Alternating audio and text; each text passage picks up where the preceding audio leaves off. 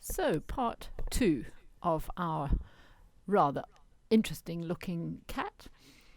I've now got a white Arkansas stone in the drill, and I am adding some tiny little dots to his face, and this is where the whiskers will eventually come out from. These dots, they appear at the moment quite half-tone. That is the white Arkansas eating instantly into the diamond effect. And now I am sharpening a little brown rubber. Any other color really would probably do. I just like the brown ones.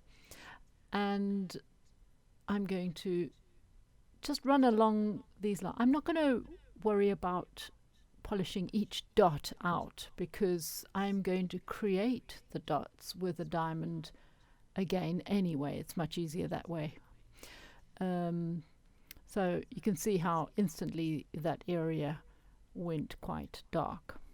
Now I've got the little rat's tail diamond, and I will just highlight around the edges, and I'll be able to go in between those dark lines and then coming down in the middle, creating a little dotty effect as well.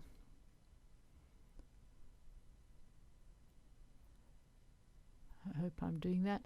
My screen on this program is quite small. If you can see, there's a post I put up where you see the screen I'm working from in this Adobe Premiere Pro 2020 is the editing program.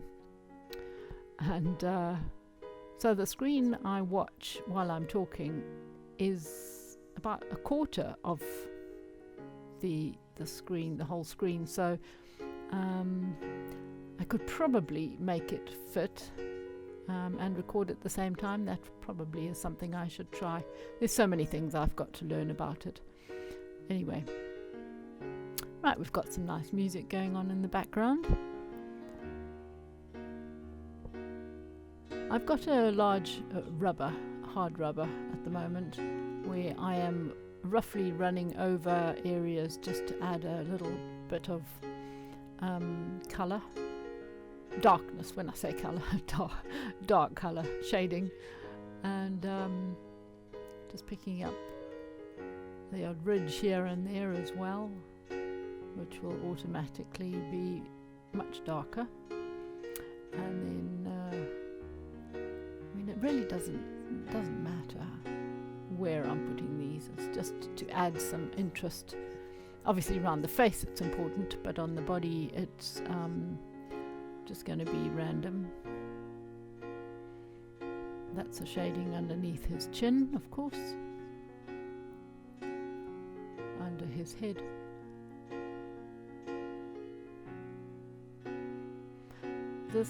I wouldn't like to make this cat angry. I think it's definitely a mutant a mutant cougar. He'd probably bite me if I made him cross, or eat me.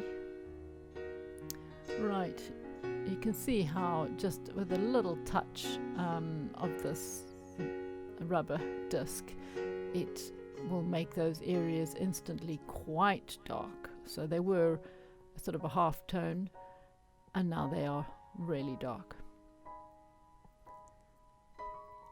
It's quite a clever burr.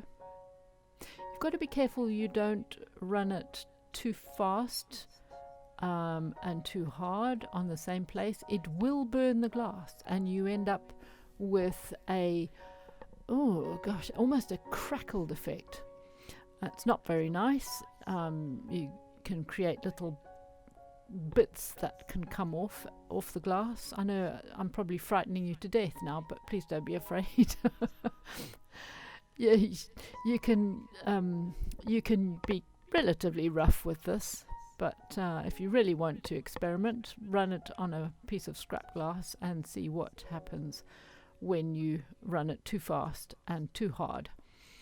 It really doesn't do anything else apart from, I've never let it do anything else apart from making those marks, which just instantly irritates me, and I've got to then go over with a diamond to get rid of the little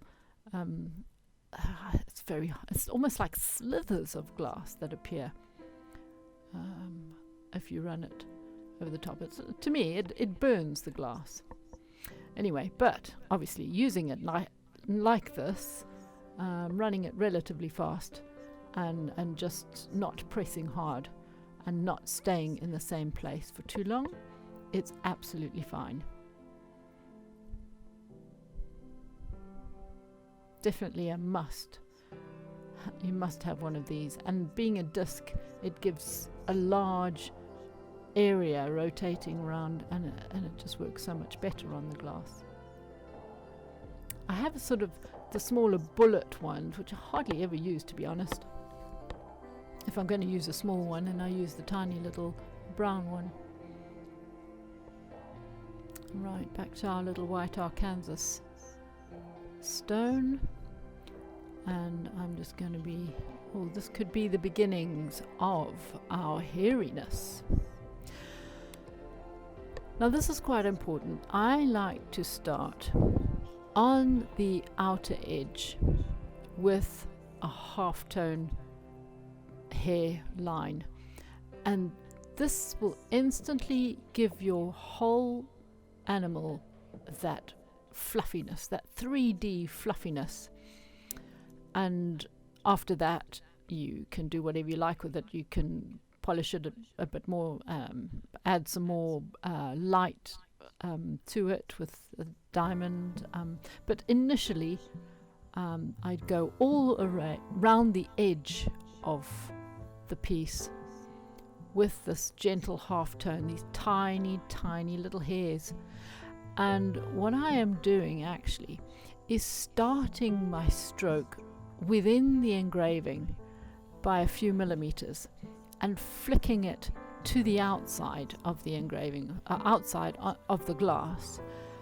And that way you start off with this mark, but the mark is on the inside. And if you're going to leave a mark of any kind, sometimes the white Arkansas will leave a sort of a little blob. That you'll be sorting out when we get to the hair on the inside. But what it does is let you flick this delicate little hair over the edge. So you start on the inside and let it flick out onto the clear glass. And you see already our cat has become a little bit hairier, sort of fluffier.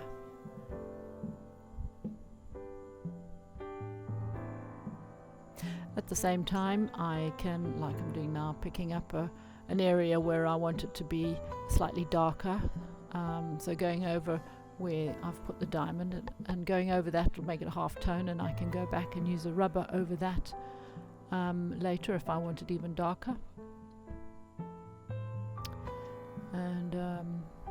And if I see any areas that maybe are a little bit chippy, which quite frankly they haven't been, I don't think there's any on this particular engraving. But if you do see any rough edges which you don't like, then just run over it with a white Arkansas, and that will smooth it out really nicely.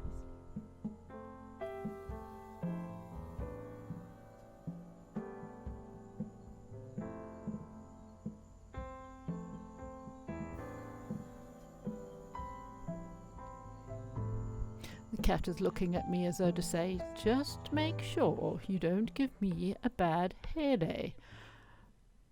You won't like it when I'm angry. You won't like it when I'm having a bad hair day. Oh dear. I think I've been doing this too long today.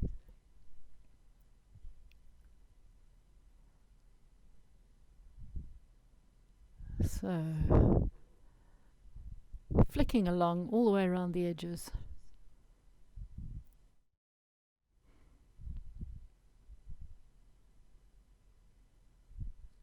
And you can see it starts off looking quite bright, but then that's really just the dust coming off and then as soon as you wipe it, you see straight away that it's a gentle half tone.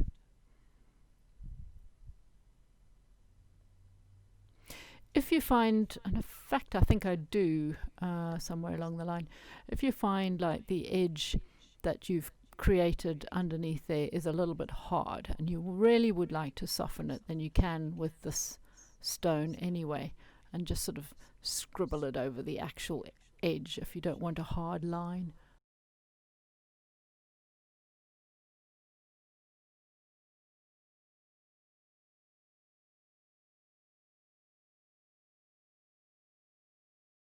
Right, I'm just making this a little bit sharper by running it over the edge of a stone.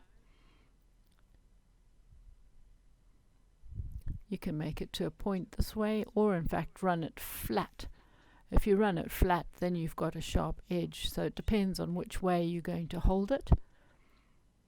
I'm just holding it a little bit more upright against the glass here and flicking out now. So I've speeded up the film. Again, I'm not working this fast. I should actually add some really comical music, but we'll add something slightly more gentle.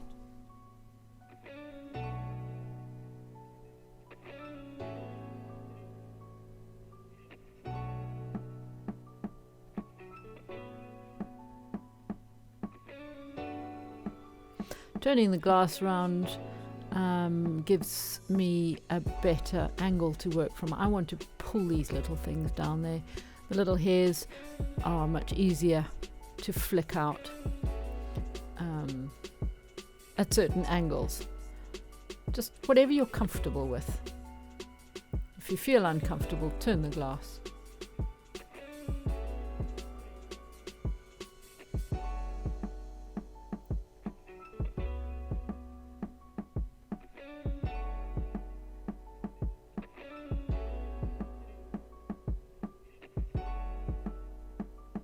Now the tail is actually, in general, on this cat quite dark. I could have, while I was down on the tail, just carried on flicking the middle of the tail with the white Arkansas. If I wanted to do that, actually, I would probably flatten the top, which makes it a little bit easier to work slightly on the side and press a little bit harder to get a deeper little furrow to create a darker hair texture. I can't actually remember whether I just made the tail a little bit lighter anyway using the diamonds. I can't remember, but anyway, so all we've done basically here is the furry outline.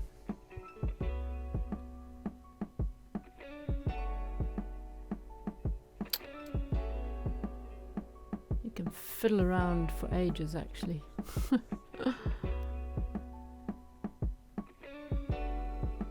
I know what I'm doing here. What I mentioned earlier about the edges being a little bit too hard. There was a hard line there on that cat, and you can see it's gone now. I have just made sure that it's a broken hairy line rather than a hard straight line underneath. I've got my little brown rubber out, and I'm just darkening that side of the face where you can see his cheek and jaw coming forward. White Arkansas again. I'm looking a lot at the picture, and I'm trying to get rid of some areas that I'm not happy with.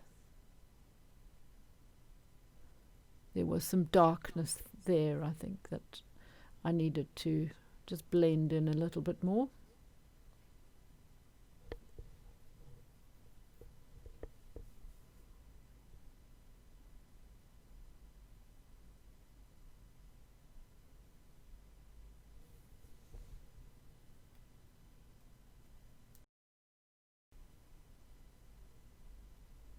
There are parts of the ear that needed to be worked on a little bit, defining the edge a little bit more with this white Arkansas, where it's actually darker.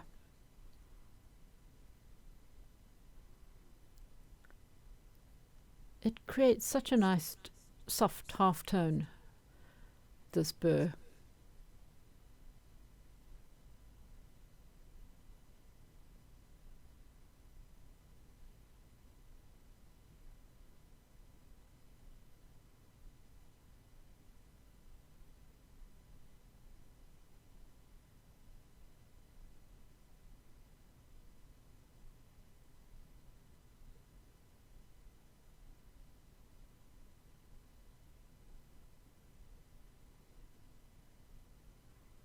Well, I do think that's quite enough faffing about. We can always go back to that if we need to near the end. So I've got some white tack again. I'm just going to double check where we are at when it comes to the relief. And you will see there's still needs a little bit of an eyebrow, or the top bit above the eye, and even the nose can come forward a little bit more.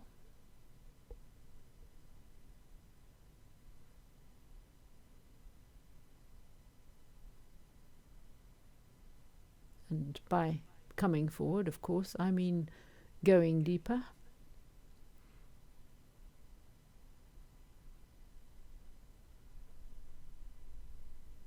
So I've got a very small diamond burr, a tiny round one.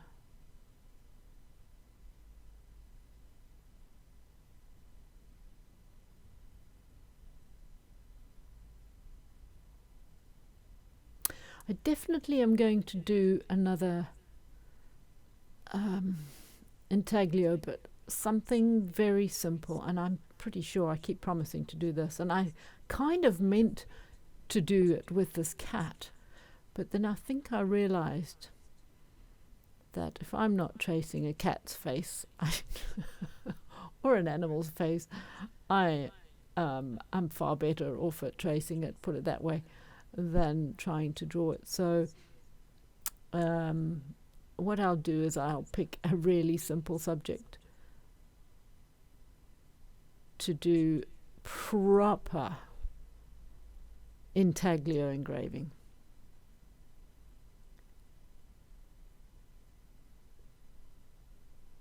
I'm revisiting the underneath of the eyes again, where it needs to have that white mark with a rat's tail.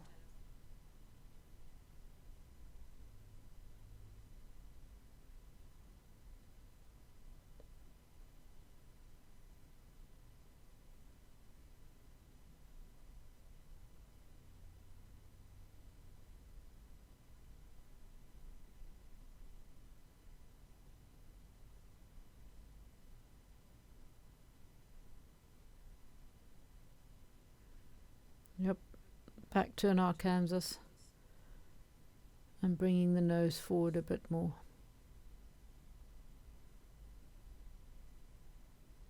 Making the nose slightly deeper.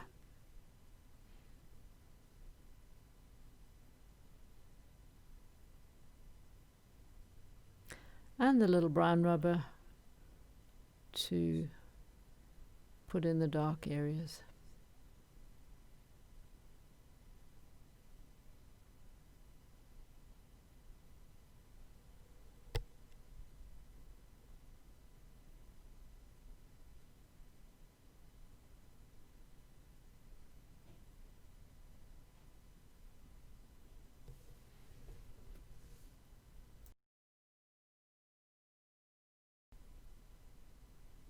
The little rat's tail again to try and finish off the nose.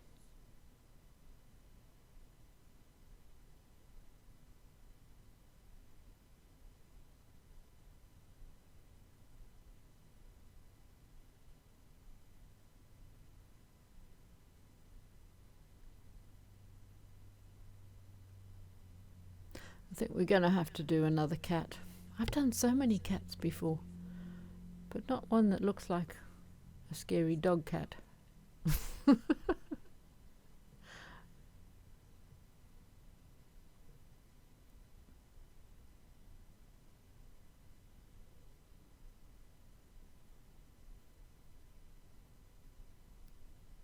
So just touching it now with a sharp white Arkansas, I'm putting in the light, that light bit of nose that they have. And then half toning the top of the nose, or the snout.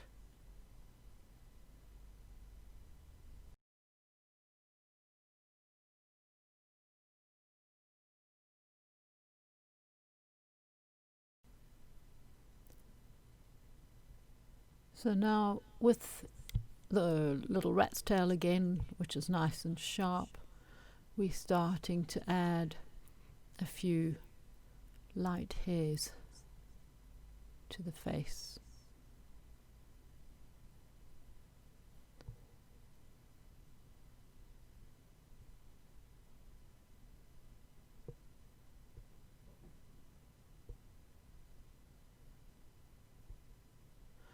And where there's a bit of light here at the bottom on the chin, I will probably be flicking upwards. Just now, am I? No. Thought I was going to flick upwards. No. Where it blends into the dark, but I see that's got a nice half tone there anyway, into the dark part of his mouth. And I obviously was quite happy with that. I'm sharpening once again my rat's tail.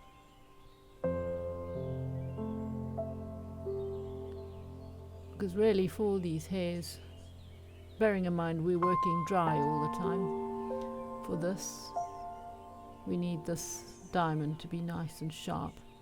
You don't want any chippy bits of glass on the edges. Sharp, sharp cutting.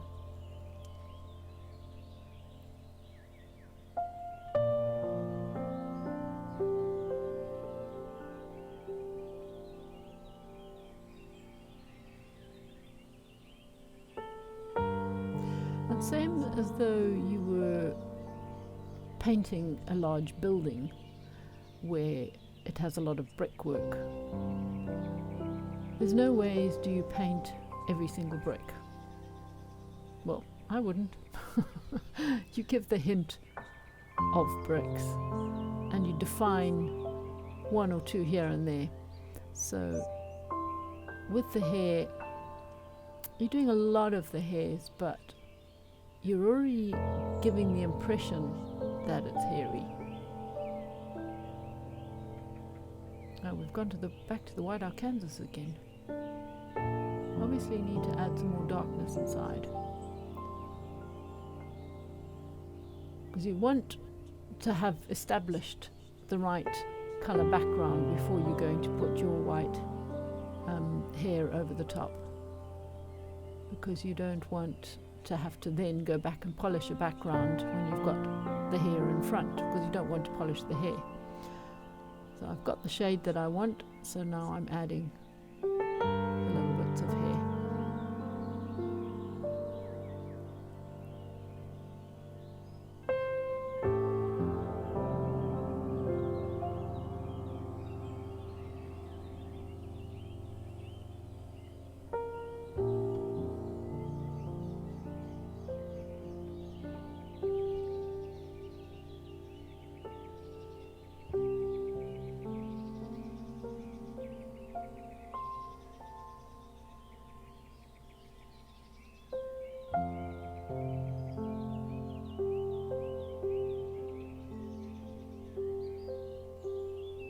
I wonder if this cat can hear all those birds in the background.